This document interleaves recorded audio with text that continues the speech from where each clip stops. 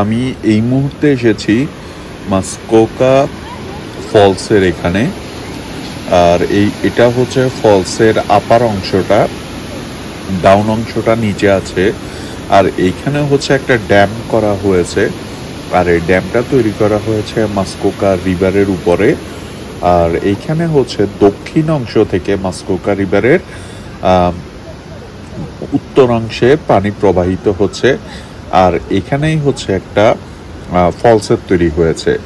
তো আমরা ফলসটার আপ স্ট্রিমটা এখান থেকে দেখতে পাচ্ছি, বাট আপ স্ট্রিম দেখে আমার মন ভরেনি, তাই আমি ডাউন স্ট্রিম দেখার জন্য একটু সামনে হেঁটে এই যে এবড়ো থেবড়ো পাহাড়ি পথে সামনের দিকে গেলাম।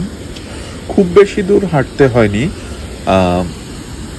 মনে হয় 2-3 মিনিটের মতো।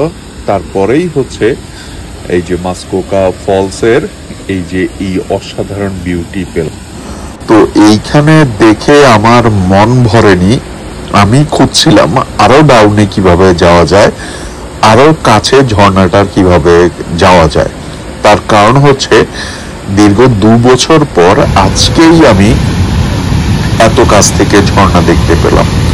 তো আমি আরেকটু ডাউনে আসার পর খুব সুন্দর একটা পথ পেয়ে গেলাম। আর এইখান দিয়েই হচ্ছে ঝর্ণাটার একদম কাছে যাওয়া যায়।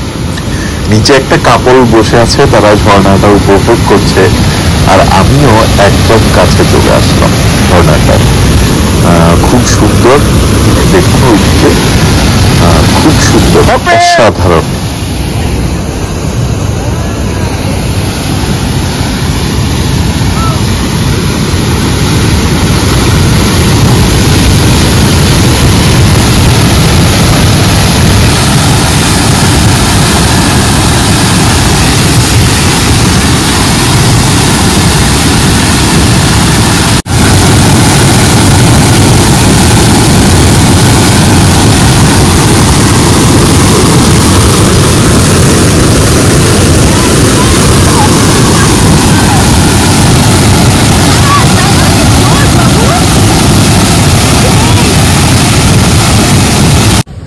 তারপর ঝর্ণাটা দেখে আমাদের পরবর্তী ডেস্টিনেশনের উদ্দেশ্যে রওনা দিয়েছি।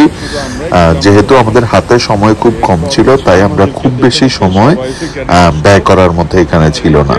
আর আমাদের আসার পরপরই এই জায়গাটা বেশ লোকারণ্য হয়ে গিয়েছে। আর তারপর আমরা ছুটে চললাম আমাদের পরবর্তী ডেস্টিনেশনের উদ্দেশ্যে। না এত দূরে আইসা